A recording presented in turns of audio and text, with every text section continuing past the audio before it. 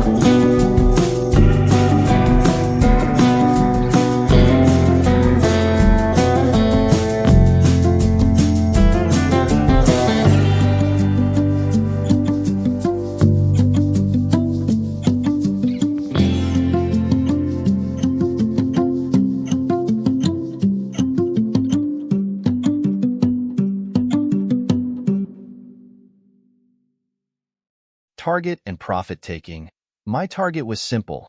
I was aiming for a 1.6% profit. Once the price started falling, I remained patient, and at 589.05 Indian rupees, I exited my position, locking in a solid gain. That's a 9.95 Indian rupees drop per share, and with 500 shares, it translated into a quick, profitable trade. This trade is a great example of how important it is to combine multiple time frames in your analysis. Even though the stock gapped up on the open, the 1-hour resistance was key to predicting the reversal. Patience and a solid plan helped me avoid getting caught in a bull trap and instead profit on the way down. If you enjoyed this breakdown and want to see more real-time trades and analysis, hit that like button and subscribe for future content. Also, comment below if you've ever shorted a gap-up stock or have any questions about this trade.